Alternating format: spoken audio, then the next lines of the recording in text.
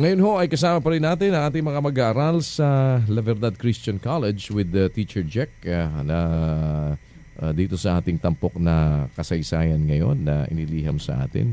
Teacher Jack, kasi may bago tayong bagong luma. Opo kuya, kasama po natin po ngayon. Siyempre pa rin po yung mga estudyante po natin mula sa La Verdad, si Mary Lopez, si Angeli Castle, si Gerald Facaba at si Maki Libradilla. Yung import naman po natin kuya, si Apple naman po mula sa Productions. Okay. So, dire-diretso ang ating pong pagsasadula ng inyong kasaysayan. Opo kuya. Alright. So, we're ready. Dear Kuya, the drama.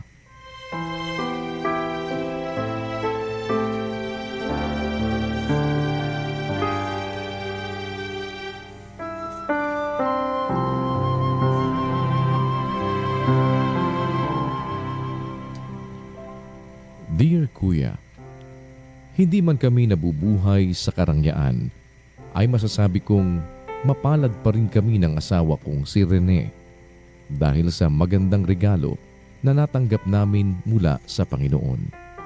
At ito ang 4 naming mga anak.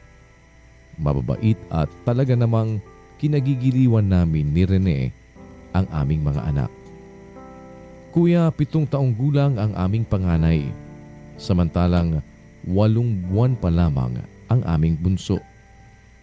Tanggal ang pagod naming mag-asawa mula sa maghapong paghahanap buhay sa tuwing sasayawan o kakantahan kami ng mga bata.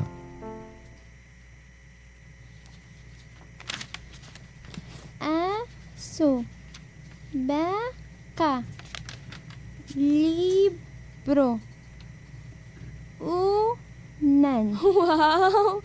O, ito pa anak. Ito naman, anong basa dito? Kalesa. Ang galing naman ng anak ko. Nay, pwede na po ba ako pumasok sa school? Si Benot po kasi nakalaro ko. Grade 1 na daw siya eh. Ako po, kailan po ako mag-i-school? Ano kasi anak eh. Naku, teka, nagising yung kapatid mo. Teka lang at pupuntahan ko ha. Mag-practice ka lang dyan magbasa Lenlen. Sa susunod, yung dyaryo ang babasahin natin ha. Sandali lang anak. Opo, Nay. Oo, tahan na anak. Oo, tahan na. La la la la la la. Nandito na ako. Tay! Oh, Lenlen anak. Ba't gising ka pa? Nasaan yung mga kapatid mong si Boy at saka si Dindin? Nandun po sa kwarto, naglalaro. Oh, ba't di pa kayo natutulog? Hinihintay ka lang mga bata rin eh. Oh, Boyet, Dindin, tama na yan takbuhan. Baka magkasakitan kayo. Ba't di pa kayo nagpapahinga, ha? Tay, kain tayo. Ano pong pasalubong niyo sa amin, Tay? Kanina ka pa hinihintay ng mga bata rin eh. Kanina pa kasi lang tanghali hindi kumakain eh. Ganun ba? Eh, di ba sabi ko umutang ka muna kina Aling Emma? Mahaba na raw ang listahan natin dun. Ayaw nang magpautang. Nakiusap ako pero hindi na talaga tayo pinagbigyan rin eh. Kakabayad ko lang din kasi kay paring Mando kanina eh. Sinisingil na ako. Nagagalit na nga sa akin eh. Wala talaga akong mailalabas, Belen. Kahit 5 duling, wala akong pera dito. Rene, anong gagawin natin? May isang chikading na dumapo sa sanga. Dumating ang isa, 2 na sila. Chikading, chikading, palipad, lipad. Chikading, chikading, palipad, lipad. Tay, tinuruan po ako ni nanay kanina ng kanta at sayaw. Tingnan niyo po oh. May 2 chikading na dumapo sa sanga. Dumating ang isa, 3 na sila. Chikading, chikading, palipad, lipad. Chikading, chikading, palipad, lipad. Dad. Ang galing-galing naman ng Lenlen namin. Pangit.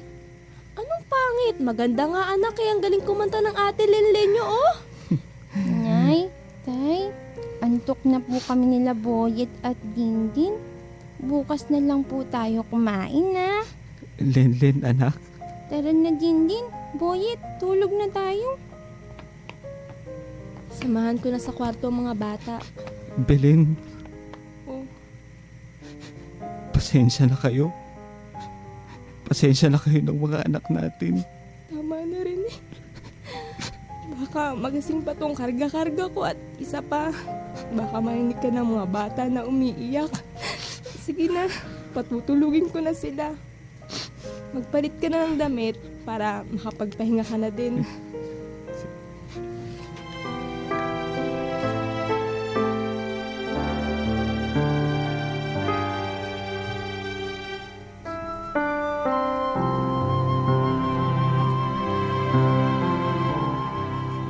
Pero tulad ng sabi nila, ay hindi naman palaging masaya ang buhay.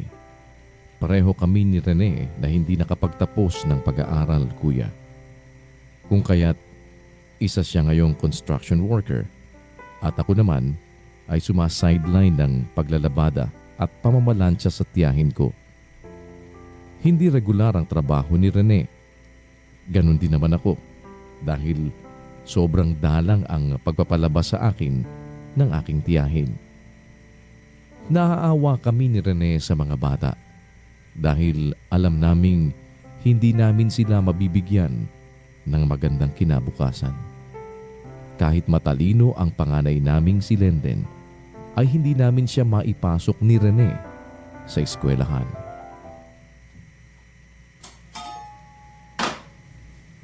Lenlen! Po, magpapakulo na ako ng tubig. Pakibantayan mo na lang ha. Nay, maglulugaw po ba tayo? Wala naman po tayong bigas eh. Hindi anak, bibili lang ako ng isang paketeng noodles kina Aling Emma. Boyet! Samahan mo ako, kunin mo yung 8 pesos doon sa may ulo na ng papag natin. Sige po, Nay. Halika na, Boyet!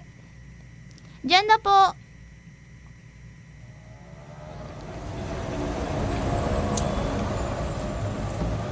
Step. No. Step. No. Huwag ka masyadong malikot, Step. Boyet. Aray! Boyet! Ayun na nga bang sinasabi ko, ang likot-likot mo yan, nadapa ka na tuloy.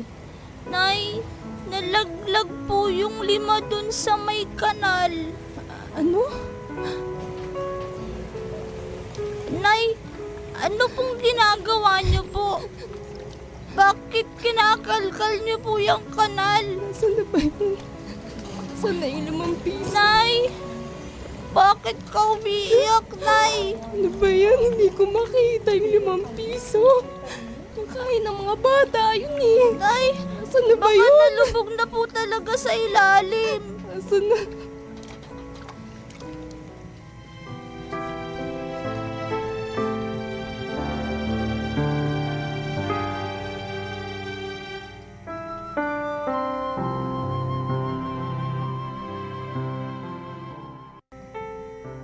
Hindi na kami 3 beses kumakain sa isang araw. Masakit para sa aming mga magulang ang makitang dumadaing ang aming mga anak dahil sumasakit ang tiyan nila sa gutom. O di kaya'y nahihilo dahil walang laman ang tiyan sa maghapon. Pero wala naman kaming magawa. Binigyan ako ni Tita Luning ng bigas. Naisain ko na. Kaso, walang ulam rin eh. Wala na rin tayong toyo o asin na pwedeng ulam. May barya ako dito, pambibili ko lang ng fish cracker na mamiso sa tindahan. Kumain ka muna bago ka maghanap ng trabaho rin eh. Belen, puntahan ko muna si Tonyo. Susubukan ko munang humiram ng pera para may pambili ng gata si baby. Sige, bumalik ka kaagad para makakain na tayo ng sabay-sabay rin eh. Oo, sige. Babalik din ako agad.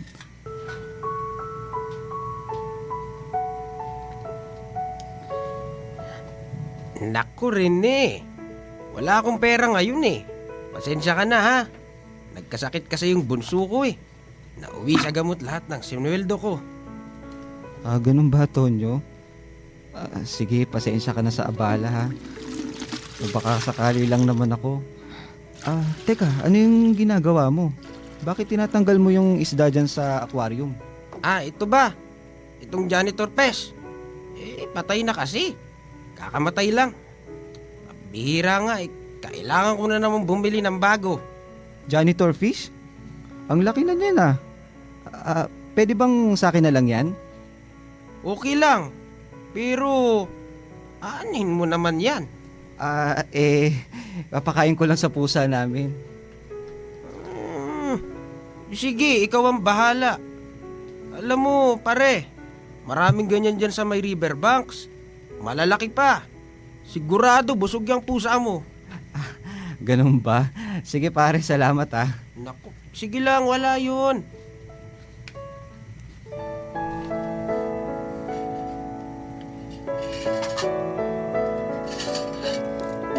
Tay, ang sarap naman nito. Buti naman po at nakapangisda tayo, no? Sino po bang may birthday? O Lenlen, dahan-dahan sa subo anak. Baka mabilaukan ka. Pabayaan mo lang kumain ng kumain yung mga anak mo, Belen. Minsan lang yan. Lenlen anak, walang may birthday. Medyo siniswerte lang talaga ang tatay mo ngayon. Sarap! Oo nga! Sige, kain lang ng kain. Anong klaseng isda ba tong dinala mo, Rene? Basta, wag ka na magtanong. Kumain lang kayo ng kumain dyan.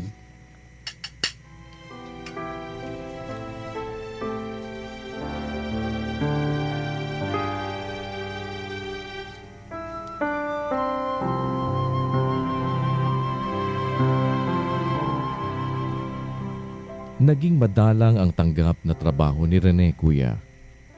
Pero madalas naman ay may uwi siya sa aming pagkain. Nalaman kong galing pala yun sa isang kainan malapit sa amin. Pagpag kung tawagin ng karamihan.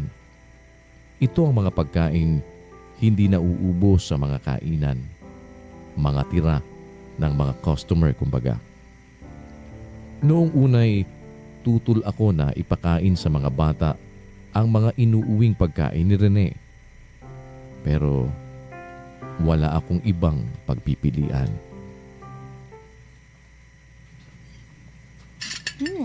Sarap talaga nito. Nay, tay, sana po laging ganito Laging masarap ang ulam.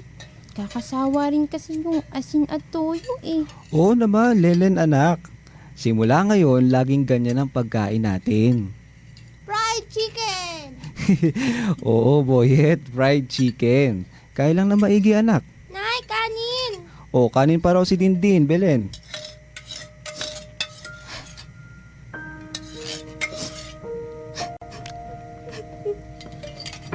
Nay, bakit po kayo umiiyak?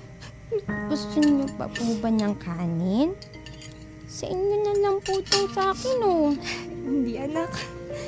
Sige na, kumain ka na dyan at kumain ka lang ng kumain, ha? Belen, Doon muna ako sa kwarto. Tingnan ko lang si baby. Belen, sandali. Kumain lang kayo ng kumain ha. Titingnan ko lang saglit sa kwarto ang nanay nyo. Okay po, tay. Belen, ano bang problema? Rene, naaawa ko sa mga bata. Belen, ako rin naman eh. Akala mo ba hindi masakit para sa akin na kumakain ng tira ng ibang tao ang mga anak ko? Akala mo ba hindi ako nasasaktan sa tuwing uuwi ako sa bahay na walang dalang pagkain? Pakiramdam ko, Belen, wala akong silbi. Wala akong kwentang ama. Wala akong kwentang asawa. Hindi ko man lang kayo mabigyan ng magandang buhay ng mga bata. Patawarin mo ako, Belen. Patawarin mo ako. Hindi ko na naman gagawin ko. Ako rin, Belen. Ako rin. Pero, kailangan kong maging matatag para sa inyo. Para sa mga bata. Nay, nag-aaway po ba kayo? Lenlen, anak. Hindi, no?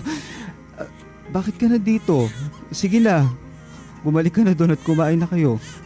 Oo nga anak, samahan mo sa laboy at din dun. Sige po. Ay, Nay, sinabihan ko po kayo ni tatay ng ulam, ha? Takpan ko na lang po. Salamat anak ha. Sige, kumain ka na.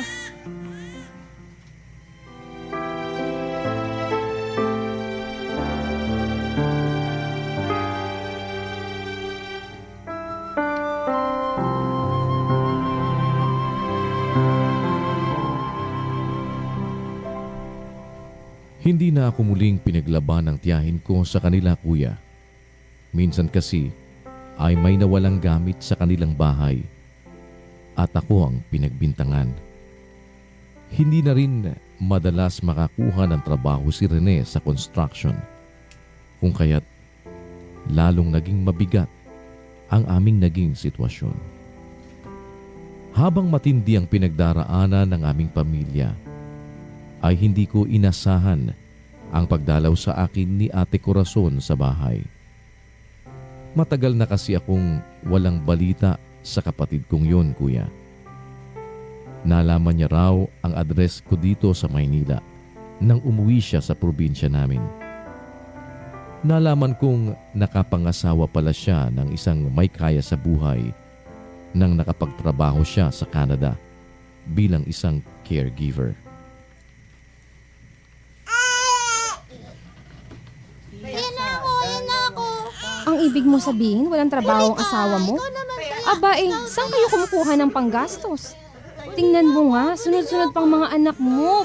Pambihira naman, Belen. Naghahanap naman si Rene ate. Naghahanap naman siya ng trabaho kaso medyo madalang lang nung mga nakaraan.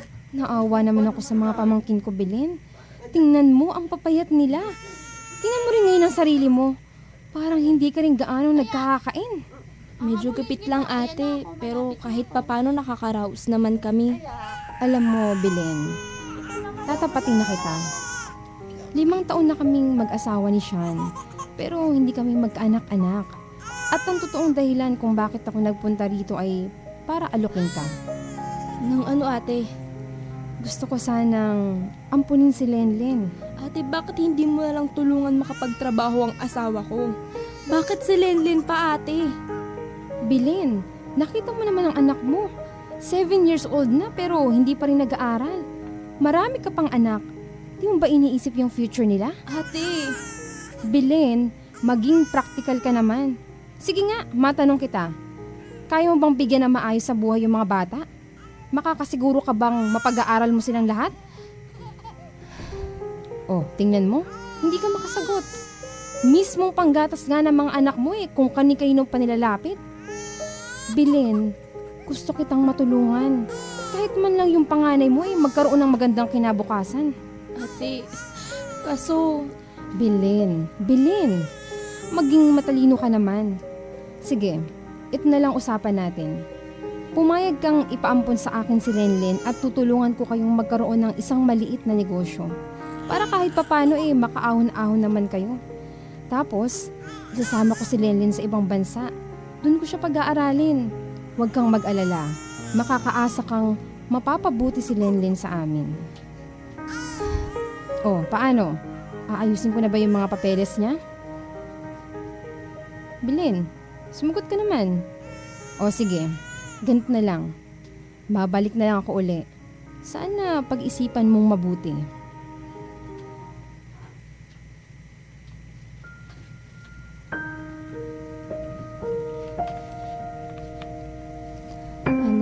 anak, Lenlen, di ba gusto mo nang makapag-aral? Opo, Nay. Alam mo ba na malapit nang matupad ang mga pangarap mo? Bakit po, Nay? May pera na po ba tayo? Naalala mo ba si Tita Corazon mo, yung nagpunta kanina dito sa atin? Opo, Nay. Bakit po? Kasi ang gusto niya, isama ka na nila sa ibang bansa tapos pag-aaralin ka na niya doon. Nay, ipapaampun niyo po ba ako? Len, makakarating ka na sa ibang bansa. Malamig doon, di katulad dito, mainit. Nay, di niyo po ba ako mahal? Bakit niyo po ako ipamimigay? Anak, mahal na mahal kita syempre. Anak, hindi kita pinimigay. Ang gusto lang namin ng tita mo, makapag-aral ka. Sa ngayon kasi, hindi namin kayang ibigay yun ng tatay mo. Nay, ayoko po. Huwag niyo po akong ibigay sa kanila, Nay. Anak, Lenlen. Anak. Nay. Anak.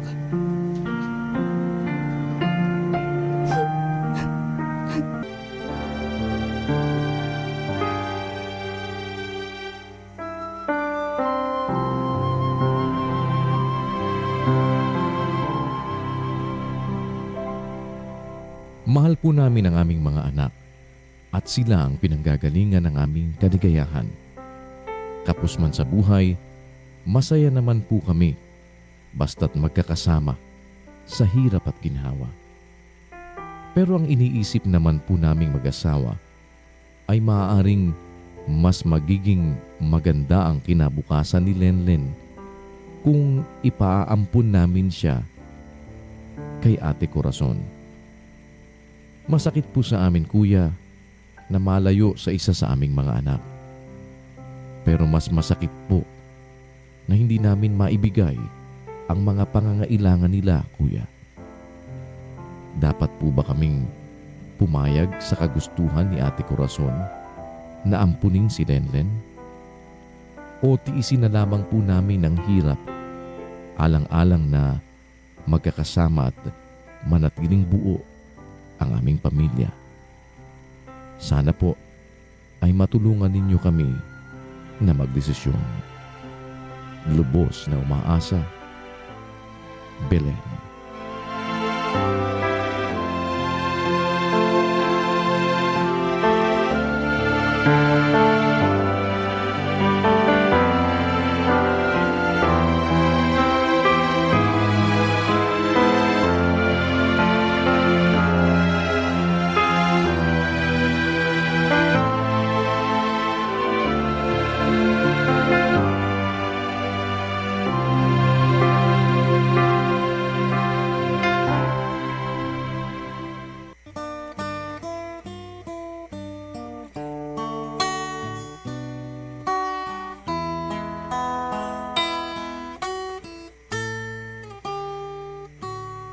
Oh my dear kuya, payuhan mo naman ako. Ako litong-lito sa dami ng problema ko. Itago mo na lang ang tunay na pangalan ko. Oh my dear kuya, please saklolo. Oh my dear kuya, ano ang aking gagawin? Hindi ko na alam, parang ako'y mapapraning. Oh my dear kuya, okay bigat itong dalhin. Parang di ko nakakayanin. Dear Kuya. Yan ho ang ating tampok na kasaysayan sa oras na ito. Ang kasaysayang ipinadala ni Belen. At ito'y siguro hindi na ano to. Hindi na rin naiiba sa maraming mga nakikita natin ngayon. Although isang mabigat na desisyon kung minsan, lalo na dun sa punto na ayaw niya talaga. Ayaw niya talaga na kanyang ipamigay, yung kanyang anak. Hindi naman ipamigay, kung hindi parang ipaampon in one way or the other. Ang magiging konsuelo mo na lang dito siguro sa isang banda hindi iba yung pagbibigyan niya kundi kapatid niya. Sa mga nakikinig sa atin na mga taxi driver, maraming salamat po sa inyo. Narito ang ilang mga bagay na makukuha natin wisdom na manggagaling po sa mga verses ng Bible sa pamamagitan pa rin ng ating resource person tungkol dito sa problemang idinudulog o ika nga ay liham kasaysayang ipinadala sa atin ni Belen. Narito po muli si Brother Eli Soriano. Para kay Belen, ay kinalulungkot ko ang inyong sitwasyon na gaya rin ng nakikita kong sitwasyon ng iba nating mga kababayan. Kaya ang aming ginawa ni Kuya Daniel ay nag-i-extend kami ng mga tulong sa mga kapuspalad nating mga kababayan sa pamagitan ng medical missions, yung pre-clinic, araw-araw po yan. Yung medical mission na yan ay wala pong tigil yan. Hindi naman tayo kagaya nung iba na minsang nag-medical mission, pilalagay sa TV, balitang-balita, pero minsan lang yon. Para lang meron silang pangkampanya, para mag-raise ng pera, kumuha sa kanilang mga miyembro at sa mga charitable institution ng pera, pero minsan lang nila gagawin yung kanilang medical mission o kaya yung libreng tingin. Sa atin po yung ating medical mission, yan po araw-araw yan. Araw-araw bukas ang clinic ni Kuya dyan sa UNTV at sa iba-ibang panig ng Pilipinas. Ang dahilan po nito yung matinding kahirapang nakita namin sa ating mga kababayan na mayroong mga tao na hindi man lang natitignan kahit may dinaramdam dahil sa kawalan ng magugugol. Yan din ang nagbigay sa amin ng lakas ng loob sa awa at tulong ng Diyos na magtayo ng mga ampunan sa iba-ibang lugar ng Pilipinas para kupkupin yung mga ulila, babaeng bao, at saka yung mga nangangailangan. Yan din ang reason kung bakit yung kahirapan ng ating mga kababayan. Naglagay kami ng transient house na matutuluyan ng walang matutuluyan pagka naaalangan sila sa Maynila. At ng iba't ibang mga tulong, gaya ng libreng sakay sa jeep, sa barko, sa vapor, sa lahat ng maaari nating magawang kahit maliit na tulong para sa kaginhawahan ng mga kapuspalad nating mga kababayan. Gaya ng aking nakita sa iyo, Belen, na sabi mo kumakain lang kayo kuminsan ng pagpag, siguraduhin mo lang na iinitin mong mabuti para wag kayo makakuha ng mga sakit. Kinalulungkot ko talaga yan kung maaari ko nga lang magawa na lahat ng ganitong mga sitwasyon ay aming maampun, hindi nga lang namin kayang lahat, ay sana gagawin ko. Pero yung aming pangarap na yun ay hindi naman masyadong malayo sapagkat ngayon kumukuha tayo ng isang mas malaking lugar para magawang kupkupan ng lahat ng mga kapuspalad mula sa mga batang iniwan sa mga ospital, mga batang tinatapon sa basurahan. Meron tayong tinayo na institusyon, yung AD Foundation International Incorporated Infant Care, na diyan yung mga batang iniiwan ng mga magulang, pinapabayaan ay ating kinukupkop.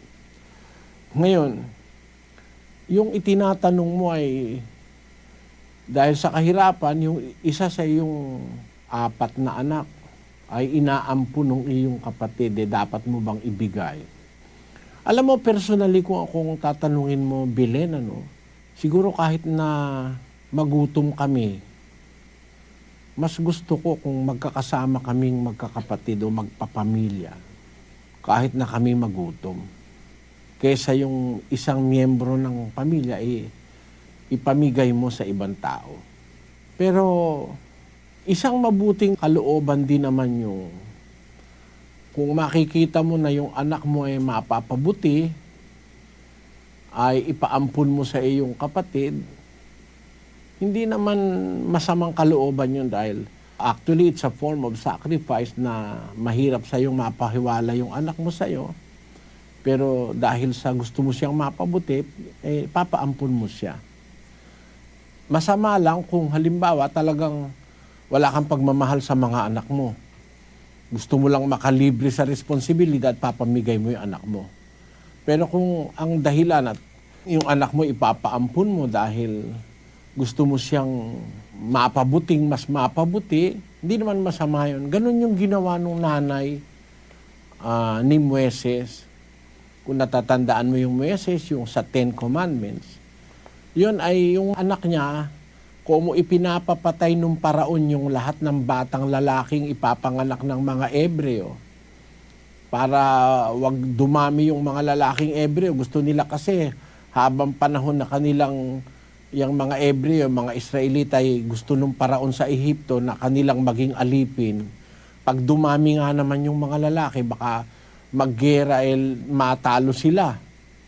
Kaya natatakot yung paraon na sila ay matalo nitong mga Israelita pag dumami ng dumami. Ang ginawa nung isang paraon, iniutos na lahat ng batang Ebreo na papanganak, patayin. Isa ron si Moises nung panahon na yon. Nanay niya, naaawa kay Moises, nakita niya yung anak niya, napakaganda. At siguro nararamdaman niya itong batang ito ay bigay ng Diyos. Masakit man sa loob niya, nilagay niya sa isang katakba, parang isang duyan na nilagyan ng mga sahing para lumutang sa tubig. Pinaagos niya sa tubig yung anak niya kaysa mahuli ng mga sundalo ni Paraon at patayin.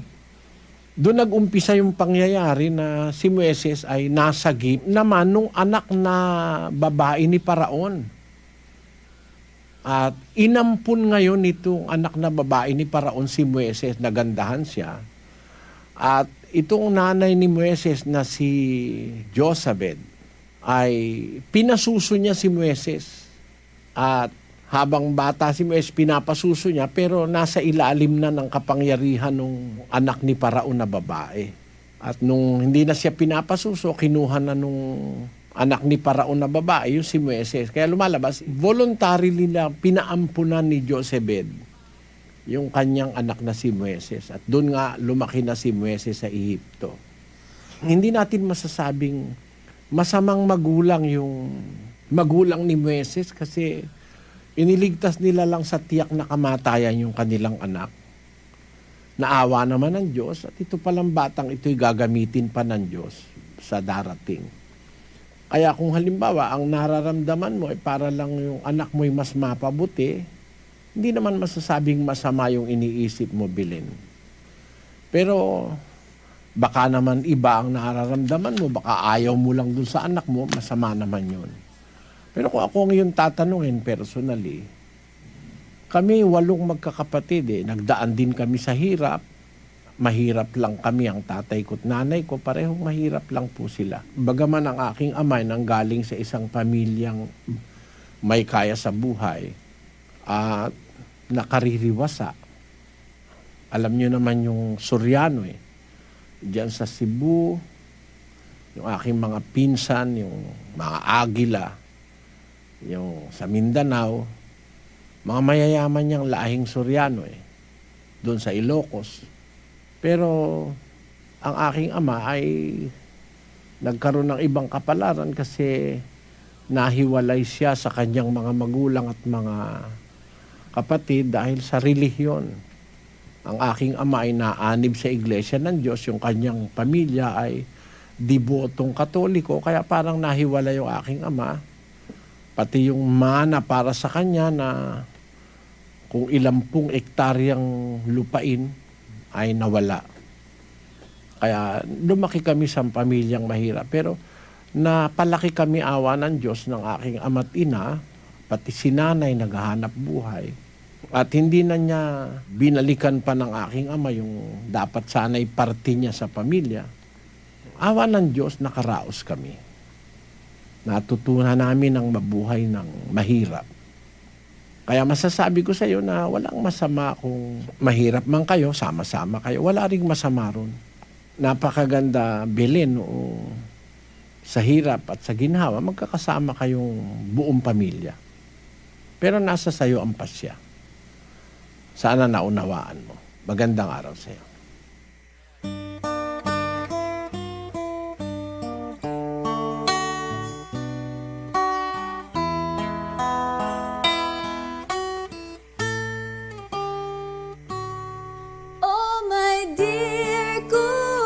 Sa mga may ibig hong iliham sa atin ang kanilang mga natatanging liham kasaysayan, ipadala lamang sa 907 Philam EDSA Quezon City. O kaya ay sa dearkuya@untvradio.com.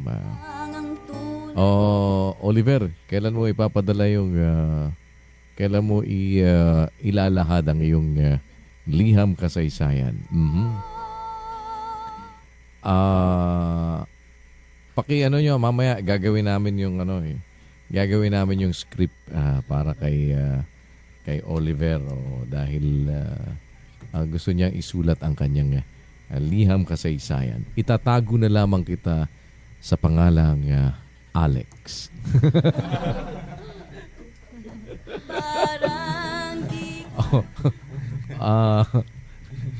Ganun ba yun? Does it ring a bell? Ganun. Sige. Si Oliver Villarosa, itatago ko na lang sa pangalang Alex. Para hindi nyo alam na si Oliver Villarosa yung tago natin sa pangalang Alex. Diba?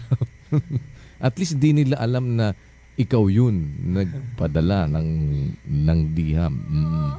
Yan ito po ang Radyo La Verdad 1350, ang UNTV Radio. Ang ating masasabi ay sana ay patnubayan tayo ng Panginoon sa pagtupad natin ng ating mga tungkulin at huwag nating kalilimutan na palaging magkaroon ng diwa ng kapakumbabaan. Mas iba ho yung mababa. At huwag tayong maging mga mapagmataas ng kaisipan, lalo na sa ating mga pagdadala ng, alam nyo, yung mga ibang mga boss sa trabaho, hindi, kaya mahalagang sinasamahan talaga ng pagmamahal yung ginagawa natin.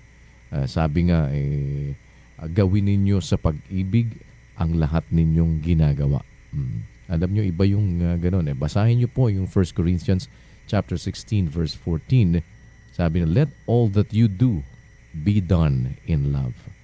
Gawin ninyo sa pag-ibig ang lahat ninyong ginagawa. Pagka kasi ginagawa natin sa kagaya lang halimbawa sa pagtatrabaho. Pagka nagtatrabaho ka at yung mahal mo yung trabaho mo, no? If you really love your work, you will not even feel that you are working. Hindi mo man mararamdaman na nagtatrabaho ka. Parang nakakalipas yung maghapon, nakakalipas yung, although nararamdaman mo ang pagod sa katawan, nararamdaman mo yung pagod nung hirap nung maghapong paggawa mo, but just the same ay makakaramdam ka ng fulfillment dahil ginagawa mo yung trabaho ng may pagmamahal. Hindi ka kagaya no naghihintay ka na lang ng alas 5, parang laging iniisip mo na lang matapos na tong trabaho na to. Parang pagka umpisa na ang trabaho, ang unang titignan yung pag-time in. Pagkatapos, hintayin niya na tagal naman ng oras. Parang sa oras lagi tumitingin. Yun yung trabahong para ka na rin nung nagpi-15:30 lang . Para bang, yung kasing 15:30 kung tawagin nila, hindi nagtatrabaho yun. Yung mga ghost employees na 15 at 30 sumasahod pero hindi naman talaga nagtatrabaho. Wala naman silang actual na trabaho. Alam nyo, yan ang mabigat. Kaya ang mangyayari sa'yo pagka ganun, talagang bumubukol sa'yo yung trabaho. Pakiramdam mo, inip na inip ka palagi. At wala kang effort na gagawin para ka umasenso.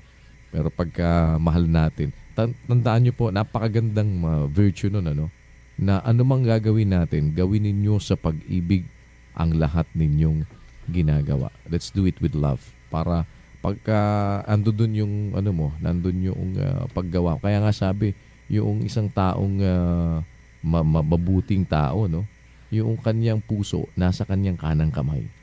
Kasi ang ibig sabihin nun, parang it represents na yung kamay mo, yung kanang kamay, nagre-representa yan ng paggawa natin. Kaya nga, ang puso ng pantas na tao ay nasa kanyang kanang kamay. Gis 2 ng Ecclesiastes 10:2, a wise man's heart is at His right hand. Naglalarawan ng paggawa yung ating kanang kamay na yung puso natin, ilagay natin dun sa ating ginagawa. Kasi pagka hindi natin ginagawa ng galing sa puso, ano yan, pawardi-wardi. Sabi nung iba, parang sa amin sa Bulacan, kung tawag, parang ano ka lang trabahong ano lang yan, trabahong pawardi-wardi ang ginagawa mo. Hindi ka seryoso sa ginagawa mo, hindi ka nagbibigay ng much attention. Kaya ang nangyayari, hindi umaasenso. Ang isang taong gustong ma-promote, kailangan you should, ang ano kasi dyan you should be overqualified doon sa current position mo. Pagka kasi overqualified ka na doon sa position mo, kailangan ka na i-promote. Diba, no? Pero pag halimbawa naman, nabigyan ka naman ng isang position na yung position naman noong ikaw ay tinimbang ka, ngunit kulang. O, diba? Noong nandun ka na sa position na yon, ang ginagawa mo naman ay hindi para mapangalagaan mo yung posisyon mo at maipagpatuloy mo yung dapat mong gawin, matupad mo yung tungkulin mo doon sa posisyon kung saan ka nandoon at yung maingatan mo yung ipinagkaloob sa iyo ng Panginoon, mangyayari noon, madedemote ka. Kasi ganun di ba? Parang ang isang taong napopromote ay overqualified na sa current position niya. Kaya siya pinopromote. Ibig sabihin meron ka ng kakayanan na mas mahigit doon sa kasalukuyang hinahawakan mo. Ang masama lang sa tao, yung masyado ang tiwala sa sarili.